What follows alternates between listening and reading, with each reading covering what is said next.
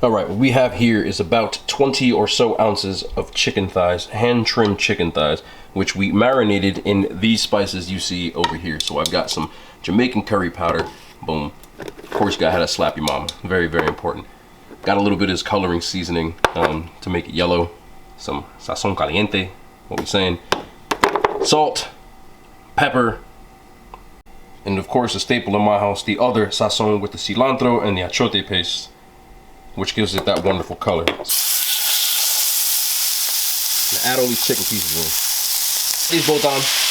So I'm not looking to cook this all the way through. I'm just looking to brown it on both sides to seal in the juices to get it nice and happy. All right, those are turned over. You can see the color on that. Check that out. Bang. So we're gonna let that cook for another about 2 or 3 minutes, and we're gonna take that off. Hands off. See that right here. So I'm gonna move this off to the side. Same pan, what I've got here, that's Rotel. This is the hot version, so be careful with this. I only used a half of the container because it has habaneros in it. You don't wanna burn your, you know what. And of course that mixed vegetable is gonna add that into the pool. That all goes in the pool. Got that trusty wooden spoon, the same one I used to get my ass beat with. We're just gonna get that around, move some of that juice around. Make sure you got none of them things to scrape off the bottom. All right, so the pot turned back up. You can see I moved all my veggies to the side, starting to scream. I got my seasoned and washed rice. It's got achote paste, it's got chicken bouillon, and sazon in here. So we're gonna add that to the other side right here, just like this. Boom, boom, boom. All right, so this has been moving around for about 2 or 3 minutes. I like to toast the rice off, get a nice little flavor to it. I love the flavor on that. Now I'm gonna add water. Now, 1 part water. This isn't the end. Don't worry about what the stock is. And we're also gonna add our chicken stock to this. I'm gonna bring this bad boy up to a boil. All right, see this is back up to a boil now. So I'm gonna take my chicken that I got sitting over here on the side. I'm just gonna lay that in there. Each of them. I think it's about 8 pieces in there. Just give me 1 second. Now that the chicken's all in there, it's on the boil. I'm gonna take this pot and turn this down to about a simmer. And I'm gonna cover this bad boy up 25 minutes. Do not touch it, leave it alone. Don't ask it, don't tell the story, no nothing. So that's covered, got the foil down. Obviously keep the air from coming out. This is sealed, there's about 5 pieces of foil on here. I always use this instead of the lid. Just, I don't know, because that's the way that my mom used to do it and my grandma. So that's how it is, 25 minutes, set that timer. Spent 25 minutes trying to burn my hand. Pull that off, boom. All right, so that's the finished product. You can't see the chicken because it's on the bottom. But we're gonna flip this over and put it on like old school style. So you'll see it in a second. I can't do it because I have 1 hand, but peep. Ah, bang. A little bit of Arroz Con Pollo. Chicken and rice, 1 pot dish. Smells so good. Finish that off, but you can see I just got that. Look at that slurping, girl. Y'all want some of this? I'm about to, we going in. See? What's going on, guys? King Trats here, back with another video on the channel. And you saw the process, a little bit of Arroz Con Pollo, how you want to say it. It smells so good, and I've been just, I don't even know what noise that was, but I've been smelling this for so long. You saw the 1 pot dish, it's just so, oh man. Okay, so let me break this chicken up. This should be super tender because it's been chilling in that boiling with the rice, so it makes the chicken really tender, and you can see that it's super tender. And I don't know how I'm gonna fit all this in my damn mouth, but, or there. Do you want some or no? Because if not, I'll eat it all. We're fine. Hold on.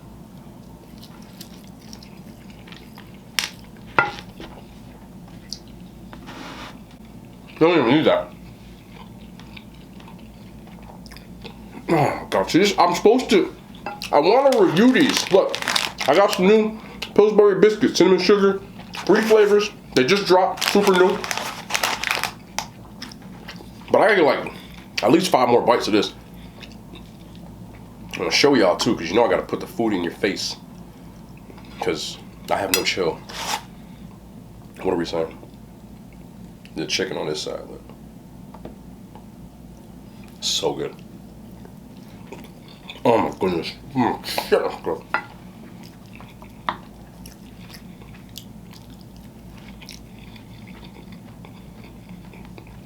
I'm gonna show you my favorite part too. Because I took the pan and I flipped it over, right? They got the bottom, well not we, I'm not Hispanic. I grew up around a lot of them, know. That's called con. Like it's like the burnt, like the. Let me just show you real quick. This right here. All right. See that? Don't run from this. That's the flavor. I'm being a buck. Oh, let me listen.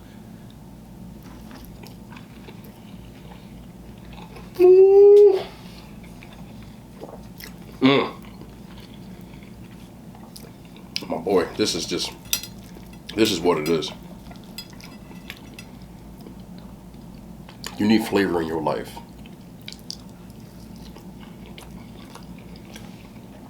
Oh my goodness.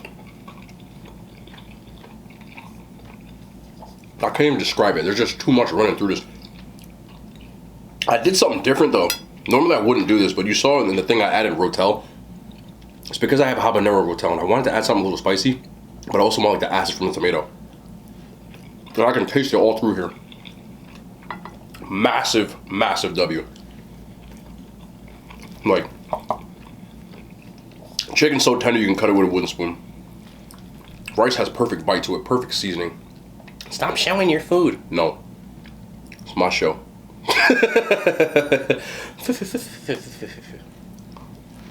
That's a stupid laugh. Okay, I want to try these. I do. I heard they were good. Oh my, this is so good though. I'm gonna put the spoon down. Also, team need to get you a bigger fork. Y'all gonna say something now because I have a bigger fork. Other people are like, oh, what spoon? But I don't know. I was cooking using this, and after I washed it, I was like, let's just use this. Because all I have, spoon-wise, that I felt like using was this plastic fork yesterday, spoon from the Chinese food spot.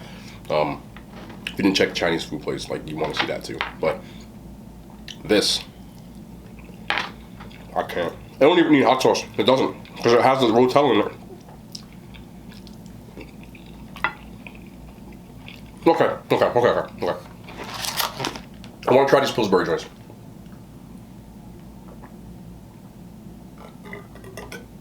Oh, it's so good. Gives a shit. Okay. Pillsbury dropped these. Pillsbury is on a roll right now where they're like trying to take the game over. They had cookies now, right? They already do like obviously the biscuits and the pizza dough. And now they're doing sweet biscuits, which are kind of like, I don't know what the hell these are. I'm gonna be honest with you. They say biscuits, but they're small, so I don't know what's in here. I don't know. I found these in Walmart, and they come in a big box of like 8, but I only took because they're individually wrapped, almost like the mini muffins used to be the bomb back in the day. I don't know. They just don't make those, or like little bites. That's like the newer version. All right, so let's see. Cinnamon sugar. Oh, okay. It's like a little biscuit. That's kind of okay. It's kind of cute. You see the icing. Cinnamon smell is strong.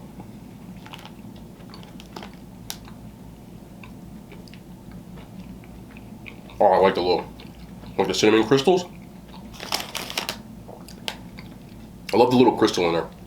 There's chunks of like cinnamon sugar crystals. They're like little cinnamon rolls, really. The texture is a little chewy. Oh, there's 5 in here. I don't know why that matters.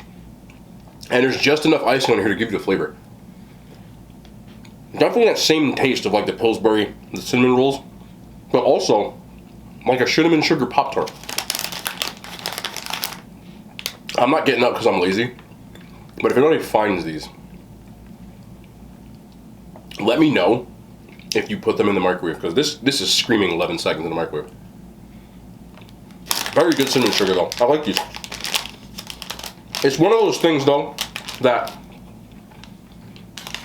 if I had a little nephew, I would steal his. I wouldn't go on my way to get them because they're kind of like kid snacky.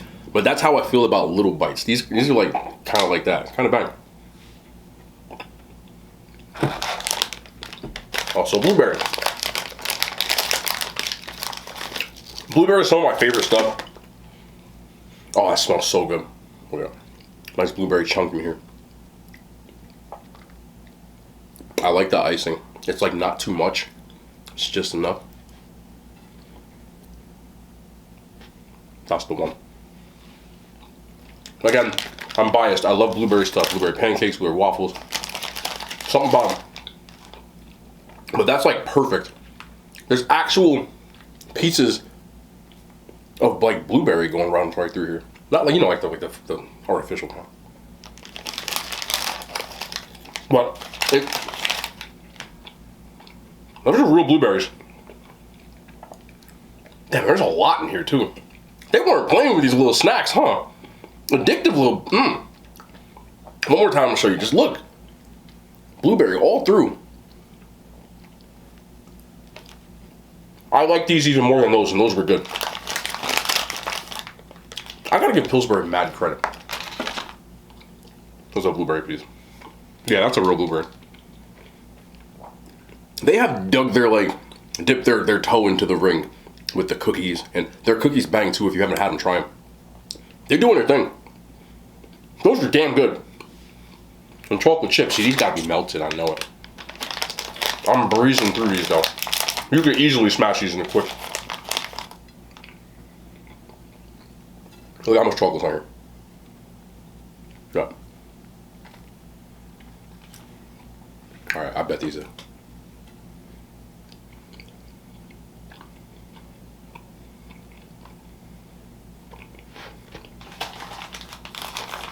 I'm gonna tell you what. If you like little bites,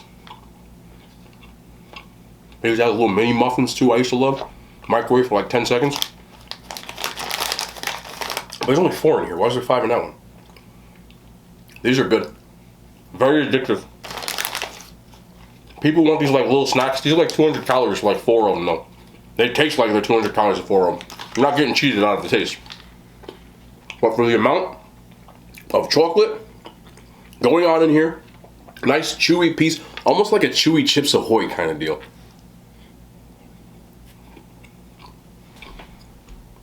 The only thing that would make that better, giant glass of milk, and about 11 seconds in the microwave.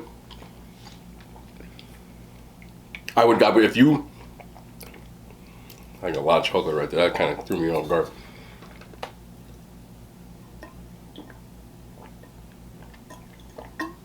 If you're a snacker and you like stuff in that genre, you will definitely like those. They are legit. I'm kind of regretting giving away the box now. I'm not gonna lie. I'm probably gonna have to get that back. Banger. Okay, let me get back to this. I had to get in here. Gosh, man.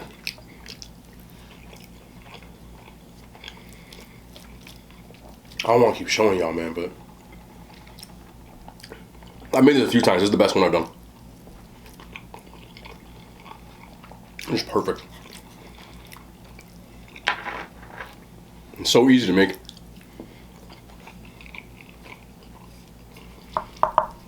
This was like one of my mom's specialties growing up. And I used to really like it. Like, I don't know if y'all did this, but you know, when I get home from like practice or whatever, you had that whole mom what's for dinner thing. And certain stuff you really wanted, and you just hope she said it. So she'll be like, I'm making that chicken with the rice. Ooh-wee. That's the time, because it was like the yellow rice like this stuff. She's the one that taught me how to make this. The only difference was she used to use like wing pieces, not like the thighs like I use. She would use the wing. You can use any kind of chicken. If you're cooking it for 25 minutes in the boil, just make sure you brown them first. They'll cook all the way through. I just like to use thighs, one, because they're cheaper. I always have them on hand in my house, and the one thing I don't like about like bone-in chicken when you're making stuff like this is you're constantly having to like take the chicken out. I can just eat it. But in a lot of what's the word I'm looking for here? Like different kinds of ethnic cooking, usually you're getting bone-in chicken. Like, it's cheaper, the cuts are much more like easier to go through. So that's what you're gonna get. Which I don't mind. Fucking good, man. I'm glad I can curse a little bit. I'm trying not to. But, and I appreciate everybody yesterday, from yesterday's video. kind of saying like, you know, I hope you're feeling better. I'm getting there. Have you ever had a sinus infection? Like, you don't really feel sick. It's just like super congested. And with me, I just get these like really bad migraines. So if you watch the videos from last week, I was constantly saying, okay, I have to blow my nose. Excuse me. And I did. I would have to stop and blow my nose through like videos. Which isn't really a big deal. It didn't affect me. But when Saturday came, the thing that happened that made it worse was I got a migraine, which is like a byproduct. But I'm on the tail end of it. I don't really feel that bad. I just have to blow my nose a lot now. Again, I don't feel sick, so I appreciate the well wishes, but like I'm not sick. Sinus infection. Oh damn! I'm sorry. I just got like a bite when it was just like super. That concombre. The little burnt ends. That's an art form, the concombre. You got to do it right. It's got to be burnt, but it can't be like. It's got to be right at the cusp, but like it's kind of.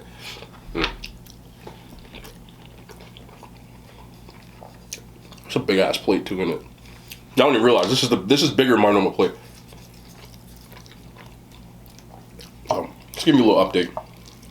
And this weekend, not sure how long, but I know I'm going to like a beach. Not really a beach, but like down the shore for like a thing with my business partner. Like we gotta go show our faces. So I might try to film something while I'm down there, but I don't know if I'm going to be able to. Come here.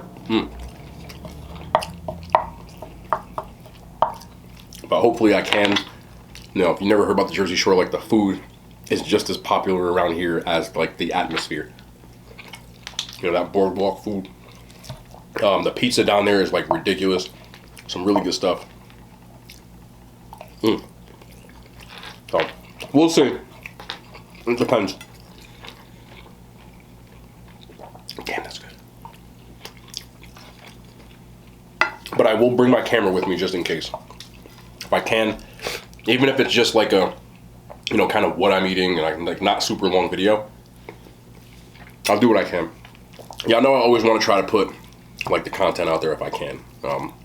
Sometimes I still got to be a human and not film every single thing. I'm trying to get like one specific piece, so I'm trying to be too fine with this. I know I've said this like 40 times, but this is so damn good.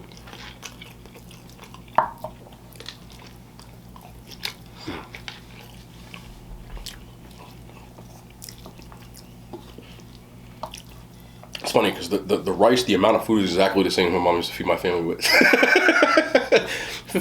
I hate my laugh. I gotta blow my nose. I can't stand, I hate when like, I don't want to blow my nose on camera. I also don't want snot dripping down my nose so I can feel it coming. So, oh my God. Time to go. I'll be toughing it out though.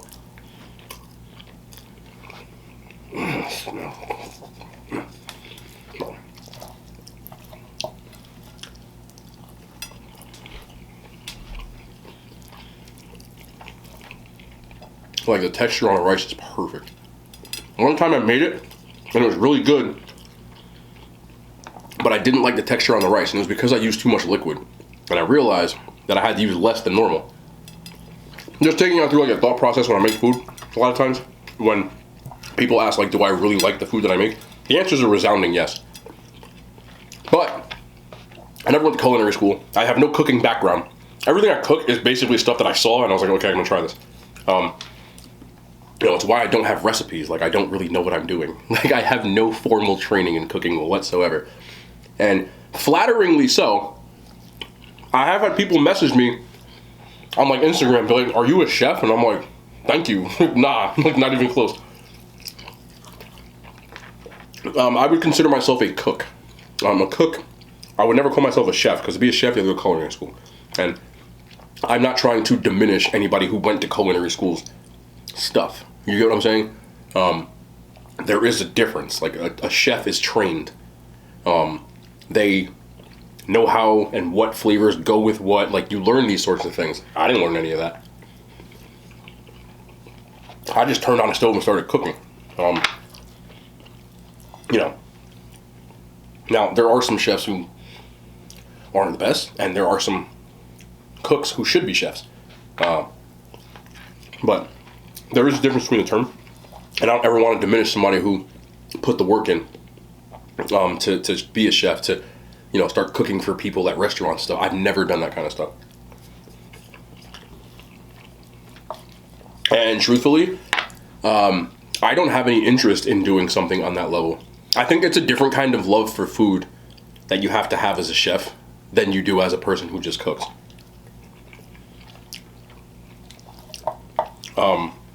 I would eat all of my food if I was a chef. They'd be like, hey, what happens to order on the table number 30? Huh? You know what I'm saying? Like, that'd be me. Cooking just became a hobby for me. And I'm very much self-taught. Like, very much. But I know some self-taught cooks who have turned it into a business. And it doesn't necessarily mean you have to go to culinary school to be that, but, you know, I'm just a cook. I just like food. I'm flattered that people think my food looks good, though. And it makes me happy. I'll give you that. But, you know, I've told this story a bunch of times, but there's a lot of new people who aren't around before. You know, just to briefly, I've always loved food. Growing up, I was a latchkey child, if you don't know what that is. It's a term for kids who both their parents worked. So you would be home after school to an empty house because both your parents were at work. And they wouldn't get home till like 6 o'clock. So when you're a young child and you want to eat, you can either start cooking Lunchables or start messing around with food. And for me, the stuff I used to mess around with as a kid was just real simple stuff. A lot of breakfast, but I used to try to like get fancy with it, you know. I would try to make different kinds of omelets a lot. Omelets were one of the first things I learned how to make, like after scrambled eggs and stuff, but like fancier. I would take omelets and I would put like ham and cheese in an omelet or like bacon or stuff like that. You know. And eventually I started experimenting with like grilled cheese. On Sundays I would cook breakfast for everybody in my house sometimes. You know, make like a lot of eggs, a lot of bacon, toast, you know, whatever. I learned how to make biscuits when I was really young. And I just liked doing that kind of stuff. Mom used to make fun of me for it. You know, like in a joking manner, but she would be like, you know, every Sunday I would hear like 8 o'clock in the morning, like, psh, psh, psh, just me like trying to like chef up stuff. And I used to like doing it. Sometimes my friends would come over after school. I would make them like grilled cheese, stuff like that. And, you know, that was just like a hobby. I always liked food. A little bit later, my dad got into cooking just as much because my mom cooked like 90% of the food in my house. If my dad was cooking, it was always spaghetti bolognese. Don't even ask. Like, if my mom said your father's cooking tonight, just get your goddamn spaghetti bowl ready because that's what you're having. And man, good spaghetti. Don't get it twisted, but that's what we ate. Made a great spaghetti, but it wasn't even like a turn. The problem was my sister. I'm just airing people out, but my sister actually hates spaghetti bolognese. So she gets mad every time. She still doesn't eat it. But that was the vibe. Eventually, 7th grade-ish, it's my cooking history. My dad got a Emerald cookbook. We started watching Emerald live on television a lot. He would try to, and succeed, except for the gumbo. He messed that up like 90 times. Emerald's recipes, so like gumbo, I learned how to like do the simple stuff like make a roux, you know, cooking rice and different chicken dishes. Like that's how I learned a lot of that stuff. And also like through the holidays, I love to watch my mom cook. You know, make her mac and cheese, and I would just ask questions like, how you do this? Why you do that? You know, she didn't mind. So like I learned stuff like that, like how to season chicken right, and like, you know, make mac and cheese correctly, and like the stuffing, stuff, you know, over the years. I didn't really get to cook a lot in high school because I did so much. You know, not like a flex, but 3-sport athlete. I did high school. I did musicals in high school, student council. I was involved in a lot of stuff. I was never home. But when I got to college, towards the end of my playing career in college, when I was a senior, I had a lot of spare time in my hand, and this is where it really took off. I had nothing to do with myself because I wasn't an athlete anymore. So other than going to class, and I didn't really work out a lot because I didn't want to because I was so tired of doing it. This is so damn good. I watched so much Food Network. I mean, from the minute I woke up, if I was home, till I went to bed, I knew a whole schedule. I'm talking like Barefoot Contessa, which is like Ina Garten. This is back then. Bobby Flay was a huge influence. There was a dude, he used to do house dinner parties. His name was like Michael Chiarello, I think. I used to watch a lot. Giada De Laurentiis I used to watch a lot. Rachel Ray I watched a lot. Like all day. Which would always culminate, and at night, Emerald Live came on. Another chef was Tyler Florence, was a huge influence too. I had all his cookbooks. He made his fried chicken. He did like buttermilk, and that's how I learned how to fry chicken. But he was the one that did like the soaking in buttermilk and sriracha and like different spices, and then like the double breading, which created like a really crispy, crunchy crust. And then you could, it had like this honey, like glaze he put on it. But he had a show that was called Tyler's Ultimate, where he was like, I'm gonna make the ultimate fried chicken, I'm gonna make the ultimate, paella this, and like everything looked so good that I was like, okay, I gotta start trying this stuff. So it would always culminate 7 Central Time, so I was in Midwest, with Emerald Live. And I would start cooking while Emerald Live was on, every night. Just trying to make different stuff. Sometimes I let my friends try it, sometimes I would cook for my ex at the time. That's when I really fell in love with it, and I started to like try to just make different stuff. I really liked it. And then when I was in grad school, I kept doing that kind of stuff. That was when the Travel Channel got big. Man vs. Food, Adam Richman, and also Diners, Drive-Ins, and Dives. I can't say it because I call it Triple D. Diners, Drive-Ins, and Dives got really, really popular at this point too. It was already on, but it was like huge at this point. To the point now where like every Friday they show every single one. So I would watch those 2 shows religiously too, and that's what brought out like the foodie in me, because everything before that was about cooking food and by myself. After that, I started thinking about going to different places to try food. And that brought that out in me. And then a couple of times I would see the things that Adam Richman did. Like, specifically, I remember I had to eat this like mountain of nachos. I think it was at the University of Michigan, not that it matters. So they said how heavy it was and how much was in it. So I actually tried to recreate it and make it to see if I could eat it, which I did while watching the show. So then I realized I could eat a lot. I never knew that any of this stuff would actually turn out to be like something that people would, like I would be doing though. It was just like for fun. So I love cooking. I love trying new restaurants. The problem was that I wasn't playing football anymore, so I gained a ton of weight. Playing weight in college for me was about 230 pounds. I think it was 229 in the program, and my weight was accurate.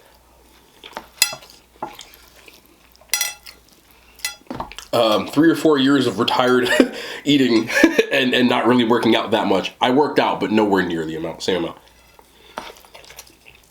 I went from 230 pounds to 277 pounds was my heaviest. And I was like, I gotta do something about it. So that was like 2017. I started a food blog where I just would post my meals I ate. Fast forward 3 years and we've kind of become what you see today. Content's evolved definitely over the years. In the beginning I was kind of just cooking my food, but I wasn't happy just doing that because I missed trying different stuff too. So I started doing food reviews too. And the eating challenge thing didn't start until about maybe like six months ago. And that was just me being competitive. Like, I want to try this. So I tried it and I did it. And it kind of just kicked in after that. I gotta blow my nose again.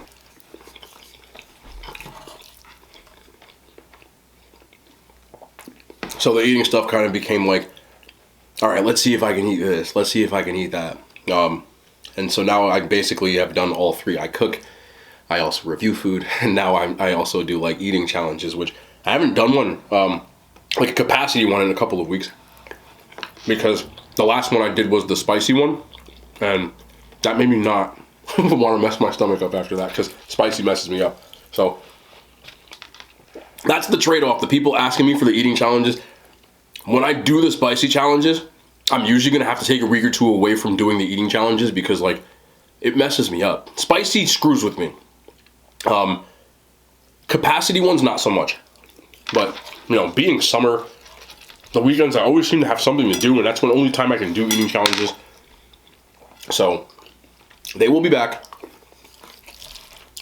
100%. But I enjoy, you know, finding highest rated restaurants and stuff just as much. And I don't want to become a person who I just do this type of video. You know, I just do that type of video. I understand it's probably smarter, algorithm-wise. But the eating challenges are things that I have to always be careful with. Because as much as people don't talk about this part, they're dangerous. You can mess your health up, and eating spicy food can mess with your stomach lining, and now you're eating food that's going to take your stomach out to here, and you gotta be careful. But I try to put out videos every day, at the very least. And this could be a damn eating challenge, because this is literally like, this size of the plate. I am not small. This plate is wider than me. And it was full with chicken and rice. I'm not small. You can't see my shoulders. You feel me? This is a big plate. It is about double the size of my normal plate. My camera is much farther away right now than it normally is. It's a lot of food. But for me, the amount of food is never really the issue. It's more the type of food. So when you're eating, like, you know, a bunch of fried, fatty, yeah, it's tougher to eat. But if I weighed this would be a lot of weight. There are over 2 boxes of rice. They're equivalent. I don't use box rice, I use regular rice. But a normal box of rice is about anywhere from 225 to 250 grams. This is about 500 grams of rice. Uncooked. Just to give you an idea of like how much I usually eat on a daily basis. Chicken, there's about 22 ounces of chicken in here. It's a pound is 16 ounces. For people who don't use like the US standard system, a pound is about that.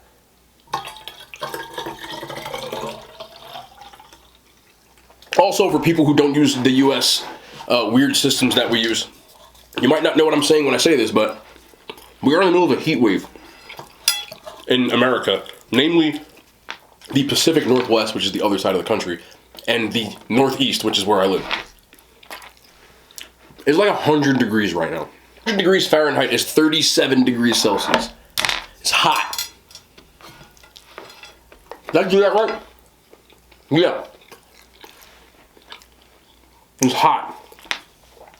I also read something today. I was reading. I read a lot of like articles, and you know, I try to keep up on events and things like that. There's a region in Pakistan, and it's one of the hottest places in the world. And at the height of their summer, it gets up to 126 degrees Fahrenheit, which, come on, we'll convert it again.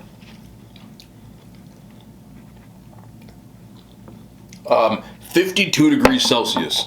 I don't know Celsius, but 126 degrees Fahrenheit is like stupid hot. Like, that's like, why would someone do that? At that point, you're outside in like kind of a sauna. Saunas are hotter than that, but imagine like you can only be in the sauna for 10 minutes. And yeah, saunas get up there in heat, but 120 degrees, No. So, I was reading about it, and they can't even be outside for longer than like 5 minutes without having to like sit down or be in the shade, and they would just have people pouring water on them all day. Like, that's insane heat, and I don't like the heat. And it's 100 degrees here right now, and I'm complaining, and I'm like, okay, they got it worse than me. That's crazy. But also true, I was at work, had a TV on, watching the Yankees game. Yankees, the baseball team, for people who don't know. Oh, my favorite baseball team. They're terrible, but that's not what we're here to talk about. Anyway, it was so hot that the other team, the Angels, pitcher, got heat exhaustion. And while he was pitching, he stopped, and he has his weird face on. And he walked to the back of the mound, and he started throwing up. In the middle of the game. Everybody saw it. It was on TV. I watched it. I'm like, oh my God, oh, ew. That's how hot it was. Because people may not know this. If you ever had the opportunity to play a sporting event in a large stadium, if it's 100 degrees outside, on the stadium floor, it's way hotter. It gets so hot. Like, the heat usually rises by like another like 10, 15 degrees. It gets really hot. I used to hate playing in college in the like first week of the season because the season starts in August. And when you play in big stadiums, it's so hot that I used to cramp up so bad because it was just like, I used to have to get IVs of fluid at halftime. So hot. Specifically, I remember one game, my senior year, we played Iowa State. The crowd was big. It was probably like, I forgot the exact crowd was. I think maybe like 50,000, 70,000, something like that. But it was sold out. Most of the games were sold out, especially like rivalry games. But college is different than the pros. You only have empty seats because, like, what the hell else are you gonna do? You're on campus. It was so hot that I couldn't see. Like, sweat on my visor. I used to wear a shield on my face mask. And I missed. I had the court. I played defense, and I had the quarterback in the backfield. I was gonna sack him, and it got so blurry that I dove. There was like 2 of them, and I missed. And in the whole second half, they kept giving me mustard on the sideline because I was cramping. And when you cramp, they tell you, this is 100% true. When you cramp as athletes, they tell you you're supposed to drink pickle juice because the brine, the salt, will help you. I told them no, I'd rather die. I swear to God, I wouldn't do it. So they had to go to the concession stand and get me mustard packets because I was cramping so bad. And they also have these things that are called Gator Lights, which is like electrolytes, but it tastes like pure salt. And I drink like 4 of them. That's what it reminded me of today. I still hate the heat to this day. I never like playing sports, and I'd rather play in a blizzard than in the heat. I don't know how people play football in like Texas. Ain't no way. No. Absolutely not. No. Not playing football 100 degree weather every year. No. No way. No. So you people from the southern states right now telling me, oh, it ain't even hot. It's hot like this all the time. No, I'm from here, all right? Come up here in the dead of winter when it's 10 degrees, and I'll tell you it's not cold. So shut your face, all right? I watched what they did in Texas when there was like 2 inches of snow on the ground and y'all couldn't cope, all right? Around here, you get 2 feet. And that's it. We're chilling. We got feet of snow last year, and we weren't even gone from work. I went to work the next morning because we're not built for that. Just like y'all weren't built for the snow. Like, that's just, occupational. It's the same thing as when in 2013 we had a hurricane around here. Hurricanes in Miami and in Florida and in the Gulf Coast. Even though they still are devastating, look what Hurricane Sandy did to us. I didn't have power for like a month, and we lost a lot. And actually, Hurricane Sandy, I'm not sure if it still is, but I know at that date was the most expensive natural disaster monetarily. Obviously, it didn't have like the same catastrophic things that they did in the South, and my heart goes out to anybody who has to deal with that kind of stuff. But I was only making the point that we weren't equipped for it. Like, we don't have the infrastructure to deal with those kind of disasters like you guys do, hopefully. Even though we all know that sometimes people don't do the right thing and stuff happens because people don't know what they're doing. But I'm not going to get into that here because I'm not getting political. I love y'all. That was so good. Yeah. I want more, but we don't have any. But get these too. They're fire. But I love y'all. We'll be back tomorrow. I'm starting to feel good. More content. Yes, sir. The hand signs. They made it to YouTube.